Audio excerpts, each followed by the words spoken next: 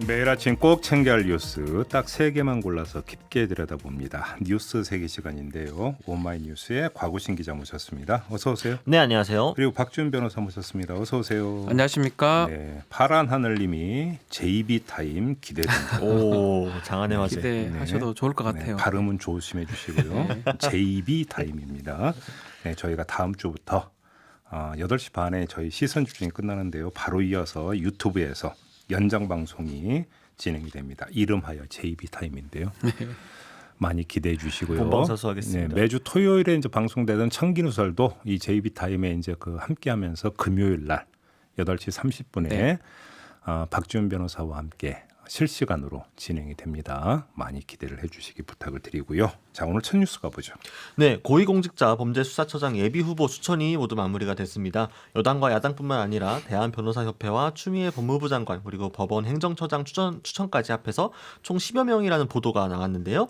여당은 2명, 야당은 4명을 추천을 했는데 출신 성분이 명백하게 갈렸습니다. 여당이 추천한 권동주, 전종민 변호사 2명 모두 판사 출신이고요.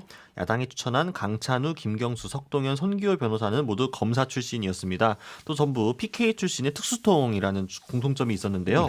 예. 네, 후보 추천위원회는 당초 30여 명 정도의 예비 후보자를 지명을 하려고 했었는데 고사하는 이들이 많아가지고 어려움을 겪었다고 합니다. 오는 13일 회의를 열고 후보를 압축해 나갈 계획이지만 여당과 야당의 공수처를 둘러싼 시각차가 이번 예비 후보 선정에서부터 크게 드러났기 때문에 뭐 거부권 등이라든가요 이런 것들을 두고 갈등이 상당할 것으로 보이는데요. 참고로 국민의힘 추천위원인 이현 변호사는 공수처가 헌법의 기본 질서와 공수처법의 입법 취지에 따라 정치적 중립과 직무상의 독립을 지키고 대통령의 관여를 배제하고 살아있는 권력을 수사할 수 있도록 검찰 고위직 출신들로 추천했다라고 밝혔습니다. 근데 그 요건이 왜 검찰 고위직 출신들이 되는 거죠? 이거 잘 모르. 이게 어떤 논리적 연결이 그래서 있는지 생각이 모르겠습니다. 완전 다른 것 같습니다. 예. 여당, 야당이. 음. 여당 같은 경우는 공수처가 필요한 이유가 검찰을 견제하기 위해서 있다고 보는데 네. 특히 야당, 특히 이현 변호사를 비롯한 야당 추천위원들은 지금 좋게 말하면 정부를 감시하는 것 아니면 검찰을 보호하는 것. 그게 완전 시각이 다르기 때문에 위원장이 완전 달라요. 한쪽은 완전 판사 출신이고 한쪽은 검사인데 일반 검사도 아닙니다. 특수통의 고위 검사거든요. 네. 그러니까 완전 시각이 다르기 때문에 앞으로 상당히 난항이 될 것으로 생각이 듭니다. 뭐 사실 어느 정도 예상이 됐던 내용이었죠. 이제 김태년 원내대표는 이제 추천을 앞두고 권력기관 개혁에 대한 열정과 자질을 갖춘 분이라고 강조를 했습니다. 이 권력기관이라고 함은 곧 검찰의 개혁을 이야기했던 거였을 거고요. 주호영 원내대표는 권력 비리를 주저없이 척결해낼 수 있는 소신을 강조를 했는데 여기서의 권력 비리는 사실상 정권 관련 비리, 지금 정권과 관련되어 있는 이런 비리들을 강조를 한 거기 때문에 결국 여당과 야당이 공수처에 바라고 있는 내용 자체가 완전히 좀 다른 방향이 아닌가 이렇게 볼 수 있겠네요. 근데 지금 사실 어제 보도에는 잘 안 나왔는데 또 이제 그 공수처장 후보 추천위원 가운데 법원 행정처장도 있고 법무부 장관도 있지 않습니까? 그렇죠. 근데 법무부에서는 전현정 전 판사를 추천을 했다고 하고 법원 행정처에서는 최훈식 전 검사를 추천했다고. 이걸 도대체 어떤 그림으로 봐야 될지를 잘 모르겠는데요.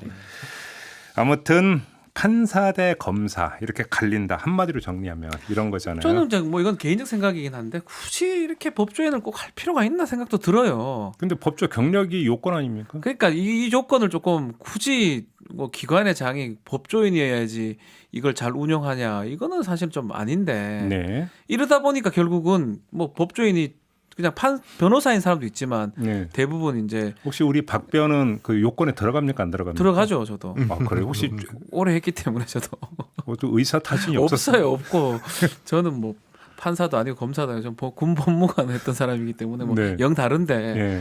어쨌든 간에 이것 때문에 사실은 결국은 계속적으로 뭐 판사 출신이냐 검사 출신이냐 이 얘기는 계속 나올 걸로 생각이 듭니다. 그러니까 결국은 이 완전히 엇갈리는 현상에서는 공수처라고 하는 기구의 성격을 어떻게 보고 네. 있느냐 이게 이제 그대로 그대로 드러나고 그대로 드러나는 겁니다. 그대로. 그렇죠. 그러니까 입법하는 사람들이 이제 이 국회의원들이 입법했잖아요. 네. 하면서 여당 야당이 있는데 이 좀 주도했던 여당 입장에서는 사실상 이름은 공수처지만 검찰을 견제하려고 만들었다고 생각을 했는데 지금 야당은 뒤늦게 돌아긴 돌았지만 검찰을 보호해야 되겠다. 이 생각을 갖고 있는 것 같습니다. 그러니까요. 결국은 공수처라고 하는 것이 검찰 견제처냐, 검찰 협력처냐, 협력처냐. 뭐 이런 건가요? 그러니까 근데 이거는 뭐 사실은 입법을 주도했던 여당도 마찬가지고 지금 여당도 마찬가지고 모든 그 어떤 기준 자체가 뭐 김학의 사건이라든지 이런 데 기준이 맞췄었거든요. 그런 걸 봤을 때는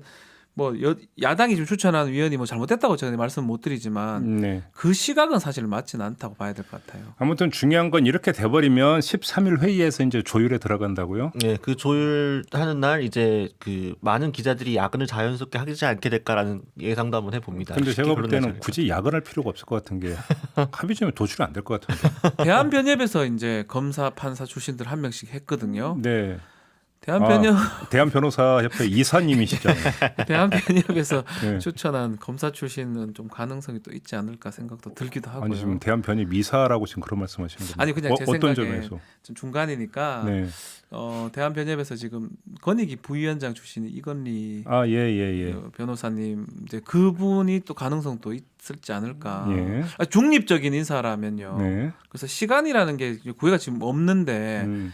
예컨대 빨리 출범을 시켜야겠다 이러면 비토권이 있잖아요. 그렇죠. 야당 추천위원회. 그렇지. 비토권을 막을 수 있는 사람이 아마 대한변협의 검사 출신 후보가 아닌가 저는 좀 개인적으로는 좀 그런 그 부분도 지금 생각이 대한변협이 듭니다. 3명을 추천한 것으로 지금 보도가 나오던데 그 가운데 한 명이 지금 헌법재판소 네. 선임연구관인가? 강일원 제 성함을 제가 까먹었어요. 예. 강일원 그분은 재판관 출신이시고. 아 재판관입니까? 김진욱 예. 예.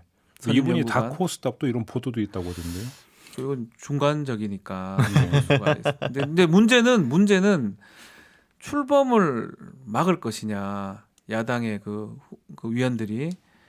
근데 어떤 명분이 또 있어야 되니까 논란이 될 것 같아요. 그러면 정리를 하면 제가 볼 때는 중간 정리도 아니고요. 1차 정리를 하면 예상했던 대로 지금 나온 거고 제가 볼 때는 이 명단을 가지고 계속 어떤 그 밀고 당기기가 되는 게 아니라 네. 중간에서 아마 또 선수 교체가 있을 수도 있는 거 아니냐. 싹 바뀔 가능성도 그러니까 있죠. 다시 말해서 일단은 뭐냐면 삿바 싸움 차원에서 던진 카드일 가능성이 있고 그렇죠. 이렇게 돼버리면 일단 입씨름이 오가다가 그럼 다른 사람 이 또 그러니까 제2의 카드가 나올 수 있는 거 아니냐 사실 이 시나리오를 봐야 되는 거 아닙니까? 만약에 처음에 시작할 때는 이원 변호사 등등은 위원이라고 생각했던 사람이에요. 네. 공수처가.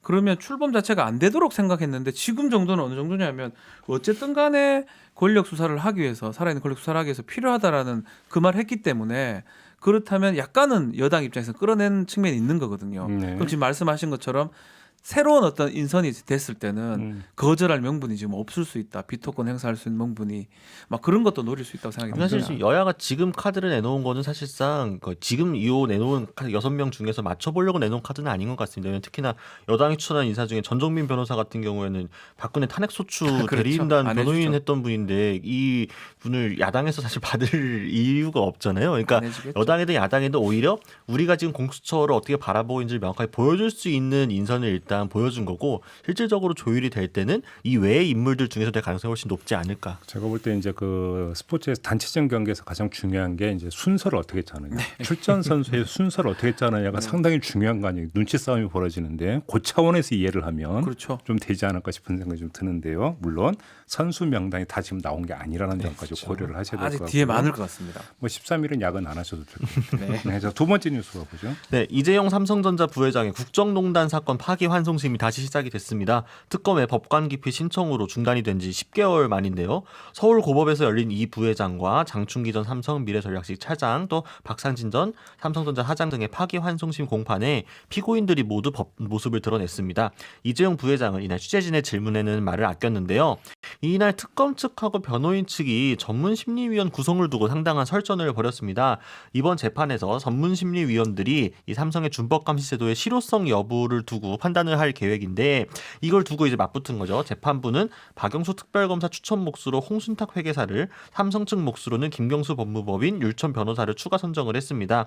하지만 양측이 모두 상대 측 추천인들을 반대하고 나섰는데요. 특히 이제 반대 의견 진술을 두고 재판부와 특검 간 언성이 높아지면서 잠시 휴정되기도 했습니다. 재판부는 직권으로 이날 전문심리위원회 구성을 마쳤습니다.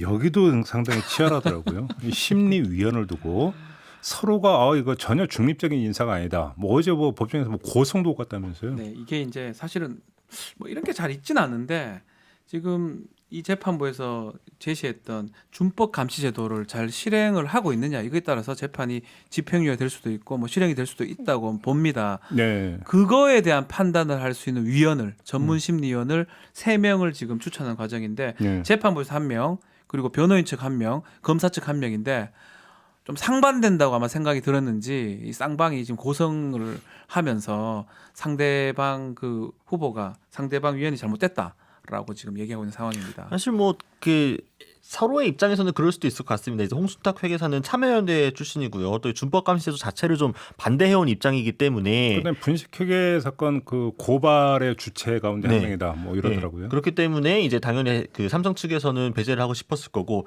또 김경수 변호사 이분은 이 삼성물산 제일모직 합병 비율을 산정했던 그 안진 회계법인 사실 여기가 또 되게 중요하지 않았습니까? 네. 이 회계법인의 변호를 맡았던 분이기 때문에 당연히 또 특검 측에서는 배제를 하고 싶었겠죠. 그래서 서로 이제 그 이야기를 하던 와중에서 뭐 삼성 측에서는 검찰 측이 이 피의 사실과 관련 없는 다른 사실을 공표하고 있다라고 막 중간에 항의도 하고 막 반대 진술하려다가 재판부에서 막으려 하자 또 특검 그 측에서 또 항의도 하고 이러면서 휴전까지 가는. 아니 그래서 저는 궁금한 게 그러니까 원고 피고 측이 아니라 재판부에서도 한 명을 지금 했잖아요. 자기 전에 착각을 했는데 네, 그게 강일원 전 재판관입니다. 헌법재판소 재판관. 근데 문제는 이분이 탄핵심판 주심이었잖아요. 네, 근데 지금 이번 사건은 국정농단 사건 파기환송심이잖아요. 네, 네. 그러니까 탄핵 사건하고 직결돼 있는 사건이잖아요. 근데 강일원 전 재판관이 재판부였던 추정을 심리위원이 됐다는 걸 어떻게 봐야 되는 겁니까? 두 가지로 해석을 할 수가 있는데요. 예. 일단은 사건 내용을 가장 많이 안다고 판단해서 했을 수도 있습니다. 네. 재판부에서 예. 정준영 부장이 했을 수도 있고 근데 문제는 지금 그 심리 대상은 준법 감시위원회에 대한 거잖아요. 그 부분만 좀 특화가 됐다고 생각을 해서 재판부에서 추천을 했을 수도 있고요. 예. 그래서 두 가지 중에 하나인데 약간은 좀 부적절한 부분이 있어요. 왜냐하면 유사한 사건을 담당을 했던 판사거든요. 재판관이었기 예, 때문에 예. 그 부분 때문에 글쎄요 정준영 부장이 어떤 의미에서 이걸 잘 모르겠습니다. 저는 왜 이게 잘 모르냐면 정준영 부장은 이 준법 감시 제도를 통해서 삼성한테 조금 기회를 주려는 어떤 뉘앙스인데 그 주심 재판관을 본인이 선임하면 불이익이 갈 가능성도 있는 거거든요. 그래서 제가 오히려 바로 그런 잘 어떤 모르겠어요. 제가 그러니까 이 재판부에 대한 어떤 그런 비판이라든지 선입견을 불식시키기 위해서 강일원 재판관을 그러니까 이해가 선임을 잘 했다 안 되는 이렇게 해석을 해야 되는 그래서 제가 겁니까? 지금 말씀드리는 게 원래 같으면 정주영 부장은 좀 준법 감시제도를 통해서 삼성한테 좀 기회를 주고 회복적 사법을 하기 위해서 한 건데 반대의 조심을 했던 사람을 위원으로 뽑았다. 그게 이해가 잘 안 됐는데 한편으로는 어쩌면 좀 상대 아니면 밖에서 보는 어떤 시각을 조금 좋게 하기 위해서 한 게 아닌가 이런 것도 생각이 들기도 하고요. 좀 애매합니다. 하여튼. 아무튼 오늘 뉴스 세계 첫 번째 뉴스와 두 번째 뉴스를 그 종합을 하면 인선 게임. 그리고 이거잖아요. 그렇죠. 인선 게임인데 그러니까 어떤 뭐 아주 복잡한 수일기 뭐 네. 이런 거잖아요. 근데 뭐 이제 이 삼성 관련된 거는 세 분이 이제 정해졌기 때문에 네. 3주 정도 뭐 평가를 해가지고 하는데 이것도 뭐 다수결로 한다고 보면요. 사실 이게 있지만 그럼 결국은 크게 아니 이게 다수결 그러니까 점수 매기는 거 아닌가요? 저는 그래 보거든요. 그리고 또 이런 제도가 제가 계속 얘기를 하지만 삼성에만 적용을 했던 제도입니다. 원래 알겠습니다. 소년한테 적용하던 거를 지금 회법적 사법을 한 거거든요. 뭐 어떻게 보면 가장 뭐 이렇게 법에 맞게 하긴 하겠지만 약간은 그냥 삼성이 유리한 걸 결론이 나지 않을까 아무튼 생각이 정리를 하면 듭니다. 심리위원회라고 되는데 준법 감시위원회 감시위원회 감시위원회. 그렇죠. 이렇게 예. 그죠? 더블 감시위원회. 그 감시를 감시의 잘 하고 감시. 있는지 예. 보려고. 예. 알겠습니다. 아무튼 참 복잡합니다. 자 마지막 뉴스로 가보죠. 네, 이틀 연속 코로나19 신규 확진자가 세 자릿수를 기록을 하면서 사회적 거리두기 단계를 상향할 가능성이 점쳐지고 있습니다. 전 세계 누적 확진자만 지금 5천만 명을 돌파를 하면서 해외 유입 확진자도 꾸준히 늘고 있죠. 국내 발생 신규 확진자 수도 5주 연속 증가세를 하고 있는데 아직 헬로윈 여파가 잠재적 폭탄으로 남아 있는 상황입니다. 또 특히나 산발적인 소규모 집단 감염이 이어지면서 뭐 충남, 아산, 천안, 또 강원, 원주 등은 이미 1.5단계로 상향이 됐고요. 강도태 중앙재난안전대책본부 1총괄 조정관은 중대본 회의에 앞서서 지난 일주일간 하루 평균 국내 발생 확진자 수는 89.7명으로 연속 증가 추세라고 이야기했습니다. 증가세를 막지 못하면 거리두기 단계가 상향 조정되고 어렵게 유지하고 있는 일상이 다시 위협받을 수 있다라고 강조를 했는데요. 결국 상향 가능성을 내비친 겁니다. 하지만 뭐 반면에 좀 좋은 소식도 있습니다. 그 화이자, 그 글로벌 제약회사죠. 독일 바이오엔테크와 공동 개발 중인 백신이 예방 효과를 90% 이상 보였다라는 중간 결과가 나왔습니다. 3상 임상 시험에서 4만 3천 명 정도를 실험을 했는데 이 중에서 94명이 확진이었고요. 이 94명 중에서 백신을 맞고도 확진이 난 경우는 8명에 불과했습니다. FDA에서 미국 식품의약국에서 이 요구 기준으로 하고 있는 게 50% 정도인데 90% 정도면 상당히 높은 편이거든요. 다만 이제 물론 지금 아직 임상 시험 단계니까 섣부른 장밋빛 해석은 서두를 수도 있지만 어쨌든 좀 기대감은 고조되고 있는 상황입니다. 근데 이 문제는 일단 점검이 이렇게 국내적으로 1.5단계로 올라가게 되면 예를 들어서 식당이나 카페 같은 데에서 다시 이제 어떤 그렇죠. 거리두기를 해야 되고 내지 네. 칸막이를 둬야 되고 결국 소비 심리가 더 얼어붙는 거 아니냐. 또 떨어지게 되겠죠. 뭐 이런 이제 걱정이 나오고 있는 거고요. 근데 또 국내적 상황만 볼 게 아니라 전 세계적으로 다시 또 이제 확진자가 급증을 하고 있기 때문에 결국은 치료제와 백신 네. 이게 이제 계속 이야기가 조금씩 나오면서도 뭔가 빵 터지는 느낌은 없단 말이죠. 요번에는 화이자 거는 좀 빵 터졌다는 느낌이 들긴 하는데 이것도 사실 3상 더 나가야 되거든요. 그러니까요. 부작용 이런 것들이 있기 때문에. 예. 여기 좀 그러니까 그 최종적으로 사용 승인까지 나가지고 예. 갔으면 좋겠다라고 하는 소망 이거는 그 뭐 이 지구촌 사람이라면 전 세계인이다. 뭐 누구라도 갖고 예. 있는 어떤 그런 거고요. 또 국내에서도 사실은 뭐 치료제 개발 이야기가 계속 나오고 네. 있는 거 아니겠습니까? 며칠 전에도 보니까 셀트리온인가 네, 그렇죠. 여기서 이제 이건 백신이 아니라 치료제. 네. 치료제 그러니까 뭐 경증 환자를 대상으로 효과가 있었다 이런 보도도 있었던데 사실은 빨리 이게 좀 나와야 해결이 되는 거잖아요. 백신하고 치료제가 그게 정답이 아닌가 싶어요. 그때 그 몇 년 전에 신종플루가 그 난리였을 때 이제 그 치료제가 그때 타미플루. 예, 치료제가 나오면서 예. 결국은 싹 정리가 됐던 거잖아요. 그 심리도 뭐 그냥 괜찮다. 그거 그러니까요. 먹으면 되니까. 그러니까요. 그래서 사실 해결이 됐었었죠. 그러니까 이제 어떤 뭐 사회적 거리두기 단계라고 하는 것은 당연히 국민의 한 사람으로서 지켜야 되는 거고 또 그래야만이 방역을 조금이라도 그러니까 효과 있게 끌어낼 수 있다라고 하는 데에는 뭐 이론의 여지가 없는데 계속 어떤 이렇게 이제 숨바꼭질을 하는 것 또 사실은 한계가 있는 거잖아요. 네. 빨리 좀 치료제와 백신이 좀 사용 승인이 됐으면 좋겠다. 네, 그러니까 이제 이 백신이 정말로 화이자 백신이 성공을 한다고 하더라도 실제로 우리가 맞으려고 하면은 내년도 지금 초까지 좀 어려워 보이거든요. 그러니까 좀 상당히 시간이 필요하기 때문에 그때까지 어쨌든 최대한 잘 관리하는 게 중요한데 지금도 추세가 심상치 않은 상황이고 또 푼지 얼마 안 되지 않았습니까? 뭐 숙박이라든가 여행 쿠폰도 또 정부가 또 장려하면서 좀 이렇게 경제 활성화를 좀 다시 해보려고 하려는 차이나에 다시 점진적인 증가 추세여가지고 다시 딜레마가 또 오게 되지 않았나 싶은 생각이 그러니까 듭니다. 저희가 세계사에서 뭐 유럽을 휩쓴 흑사병 때문에 몇 명이 죽었고 그럴 때 저거는 한창 그 미개했던 중세 시대니까 우리가 이런 식으로 생각을 했는데 그게 아니더라. 현대예요. 현대도 그런 일이 벌어지니까. 감염병은 중세 근대가 없더라. 없어요. 네. 그런 거 아니겠습니까? 좀 빨리 좀 치료제와 백신이 좀 개발이 됐으면 좋겠다라는 생각을 전하면서 오늘 뉴스 세계 마무리를 하죠. 박지훈 변호사, 곽우신 기자와 함께했습니다. 고맙습니다. 감사합니다. 감사합니다.